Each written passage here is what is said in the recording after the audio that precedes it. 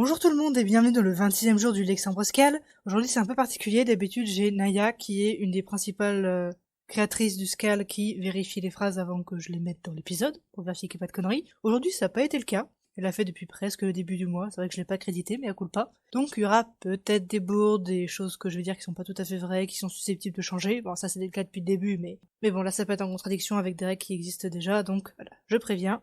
Donc le mot du jour c'est effet qui se dit koika. C'est dérivé du japonais, pour une fois. La phrase exemple du jour, c'est « Et cette potion, elle fait quel effet ?» qui se dirait « Ogdut sordrik nigde far koika ». On pourrait aussi dire « avoir un effet », donc « Ogdut sordrik nigde har koika ». Alors, « ok » c'est « et »,« dout » c'est « ce, cette » singulier, et « sordrik » la potion. Donc un mot qu'on a vu ce mois-ci, voilà, petite révision. « Nigde » c'est le « que quoi » interrogatif, qui sert donc à la question, phare être, et donc koika, l'effet. Donc oui, c'est bien eau fermée, pareil, hein, j'ai tendance à un peu cafouiller, en plus je suis un peu à la bourre. Alors, pourquoi est-ce que je dis que je suis pas forcément très sûre de cette phrase?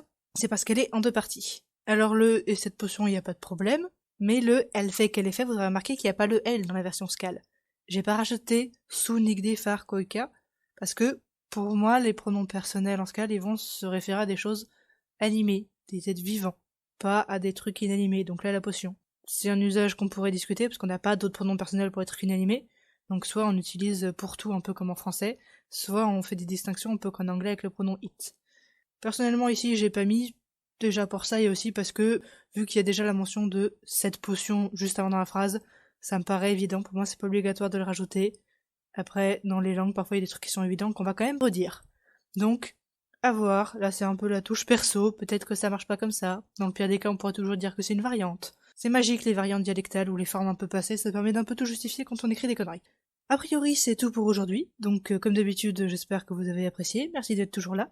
Portez-vous bien, en attendant je vous dis à demain, des bisous et au revoir!